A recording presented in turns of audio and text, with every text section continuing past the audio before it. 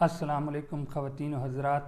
میں ہوں خضر حیات اور آج ہم بات کریں گے کہ بھارت کے خلاف پاکستان کے پیش کیے جانے والے ڈوزیر کی اہمیت کیا ہے۔ خواتین و حضرات، پاکستان خطے میں ایک اہم ترین ملک تصور کیا جاتا ہے۔ یہاں پر بالخصوص عسکری نقطۂ نظر سے دیکھا جائے تو پاکستان ایک خاص پوزیشن پہ ہے، اور یہاں پر پاکستان کا یہ الزام ہے کہ بھارت پاکستان کے خلاف لڑنے والے دہشت گرد گروپوں کی مالی معاونت کرتا ہے۔ گزشتہ دنوں پاکستان کے وزیر خارجہ شاہ محمود قریشی نے ایک پریس کانفرنس کی تھی، اور اس پریس کانفرنس میں انہوں نے کہا تھا کہ بھارت پاکستان مخالف دہشت گرد گروپوں کی مالی معاونت کرتا ہے۔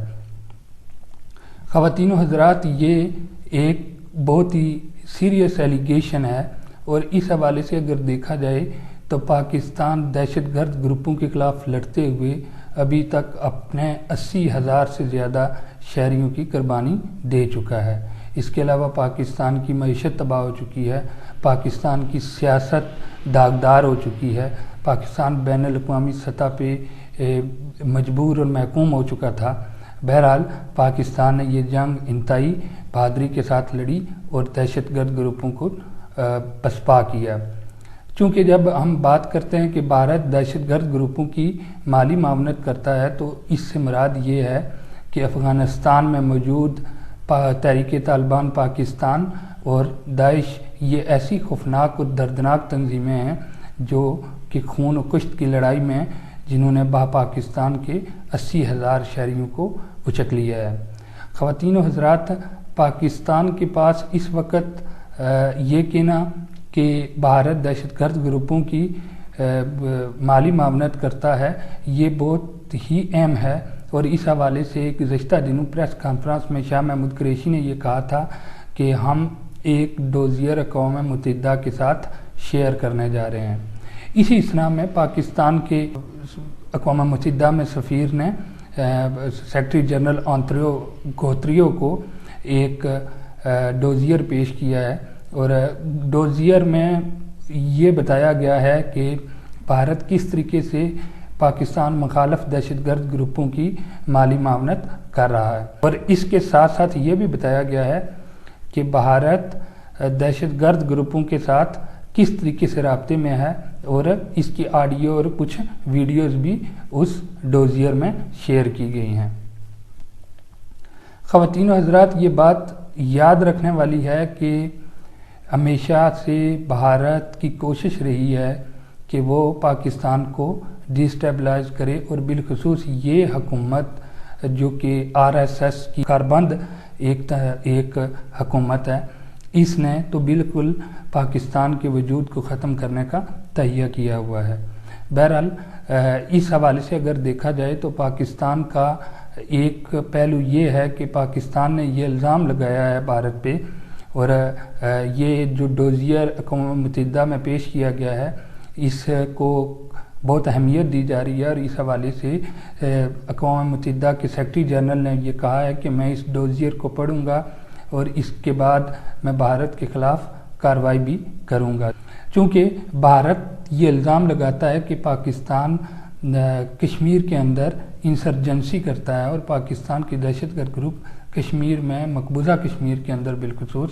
بھارتی افواج پہ حملہ آور ہوتے ہیں۔ تو اس اسنا میں جواباً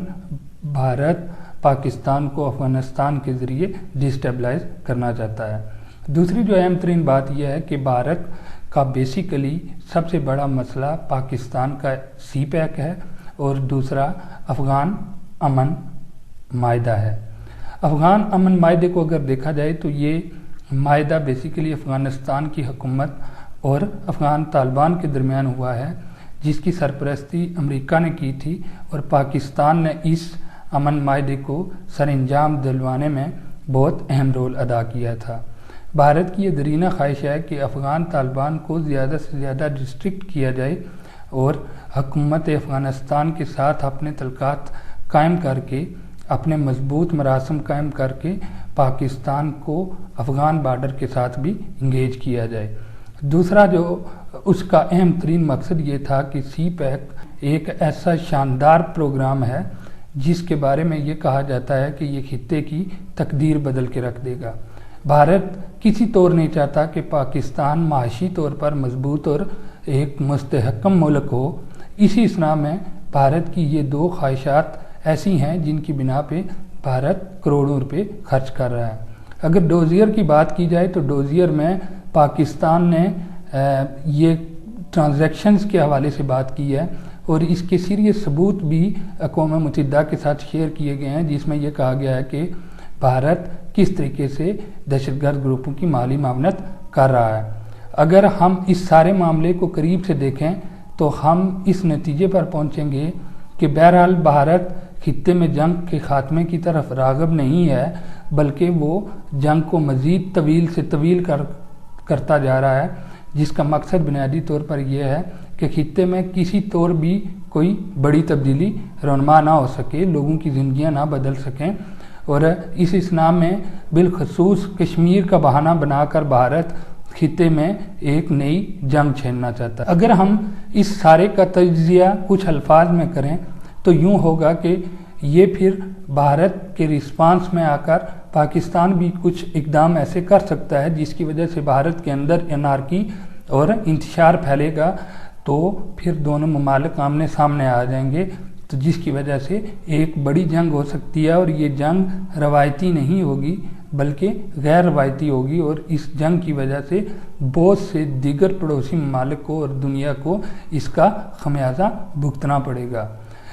اپنے وجود کو برقرار رکھنے کے لیے پاکستان کی یہ کوشش شاندار رہی ہے، اور پاکستان کا ہمیشہ سے یہ فوکس رہا ہے کہ وہ ڈیفینسو پالیسی پہ آ کر بھارت کے ساتھ ڈیل کرے۔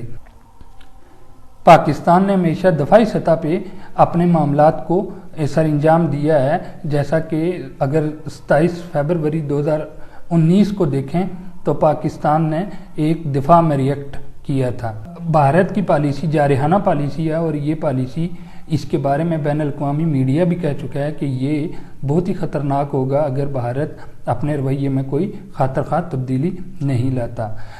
چونکہ عسکری ماہرین اور بین الاقوامی عسکری ماہرین اس ڈوزیئر کو خاص اہمیت دے رہے ہیں، چونکہ یہ ایک بین الاقوامی سیاست کا اور بین الاقوامی عسکری سازشوں کا ایک حصہ ہے، اور اس کی وجہ سے ایک بڑی جنگ رونما ہو سکتی ہے، کیونکہ نہ ہی یہ متنازع ایریا ہے اور نہ ہی اس خطے میں کسی کو کوئی لیگل پرمٹ حاصل ہے کہ وہ کسی دوسرے ملک کے خلاف ایسی کاروائیاں سر انجام دے۔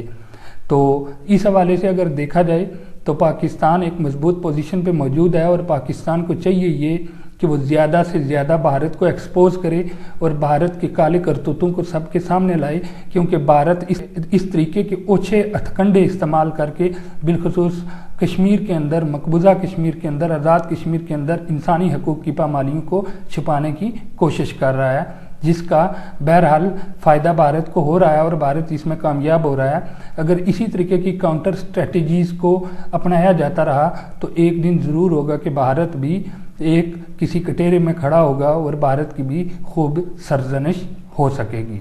شکریہ۔